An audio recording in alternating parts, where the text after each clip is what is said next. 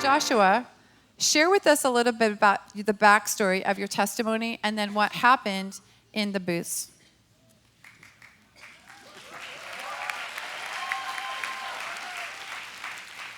Good evening. It is such an honor to be speaking to this group. So the last 2 years of my life have been an insane whirlwind. And what I'm going to share is just really a tiny window into that. But my wife, Allison, and I are filmmakers. We owned a business for about 10 years that we built doing corporate videos, commercials. We really felt like God was calling us to break through into something more creative than that. And so we came to the School of Creativity here at Bethel 2 years ago. And it was a game-changing experience. The prophetic words we got, we had Sean Bowles give us a prophetic word in the middle of worship. We had just so many activations. We just felt God was freeing us to do what we wanted to do creatively for so long. And even the last day here, this is gonna rock you. The last day we were here for the conference 2 years ago, God told me we were going to have a son.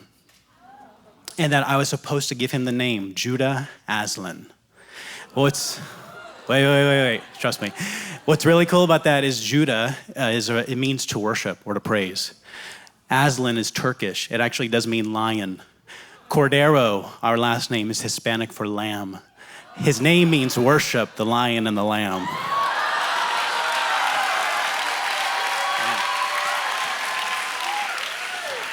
And months down the road, we would get pregnant, and almost a year to the day, we'd be at the doctors and find out, sure enough, it was a boy. So like, that's prophecy come to life. All that prophetic stuff that happened back at the conference activated us to make a 60-minute film that was more of just practice for what we thought God might be doing next. It's a really long story, but God used that to open up some really phenomenal doors in New Zealand to make a major motion picture. We were insanely excited about it. We sold our business. We sold everything we had. My wife was 5 months pregnant at the time.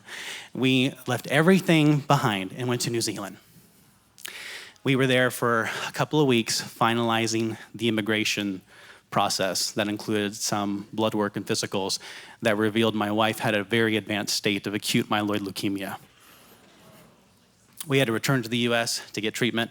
My wife was presented and sort of encouraged to get the treatment she needed that would unquestionably kill our unborn son. So to get an abortion, get the treatment she needed that would maybe save her life, that she had no chance of living without this.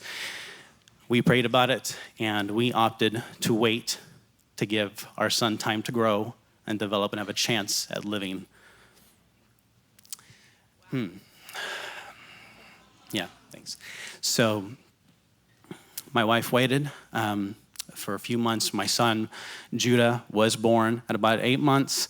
He's born 2 months early, and he's doing fantastic though now. He's 9 months old.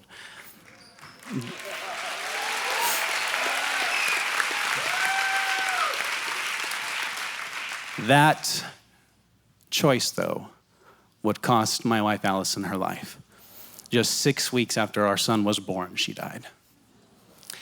And again, skipping over a lot of stuff here, the months after that, because my son had to be isolated when he was discharged because of his prematurity, the numbness of the joy of having your firstborn as a counterpart to the agony of losing a spouse was miserable beyond words.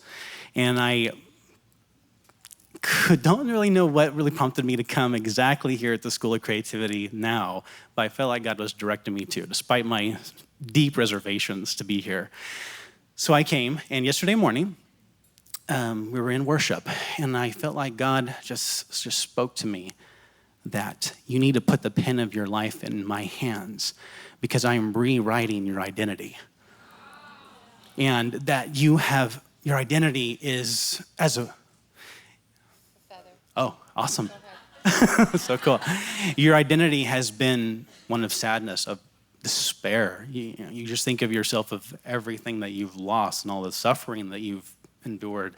I mean, it wasn't just my wife dying, which was the worst. You got to think, I don't have a home anymore in the US or in New Zealand. The movie has moved on without me. My business has gone.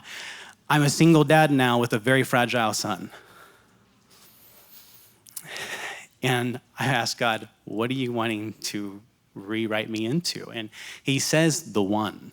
And immediately I get this mental picture of Neo from the Matrix trilogy. And I immediately just think, this is stupid. This is absurd. This is not God. This whole thing was me. Even the whole thing about rewriting your identity, I dismissed it. Went out to some of the artists and had some wonderful, wonderful encounters. And then I sat down with a Michelle from Canada. Is she in here? Just curious. She's awesome. And I sit down with her. We're just having small talk as she's drawing. And she draws this picture and says, I don't know if you've ever seen the Matrix trilogy, but this is Neo. Yeah.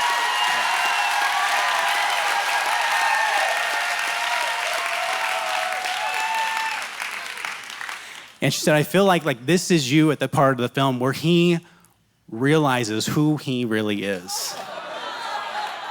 And he's able to see the world behind the world, see the world for what it really is. And I'm just, it's funny because you would think like something like this would just would wreck you, would break you. But I'm like laughing and I'm so happy because I realize my identity is not as a widower. It is not in despair.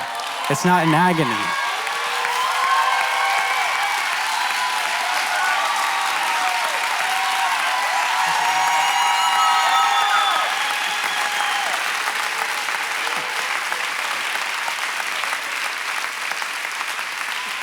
And I'm just filled with joy of how God sees me now. And it excites me so much that in what should have permanently broken me, God was able to rewrite me, to remake me. And just a few months prior to my wife being diagnosed, God told her to write a book with a title that takes on a whole new meaning now, called Surrendering All, that I feel like here God's activated me to finish. And he's given me the subtitle, I believe, as well. So the book, I'm not sure, the process for it, but I believe the book will be called Surrendering All, a story of reckless love and ridiculous hope. Come on. Thank you.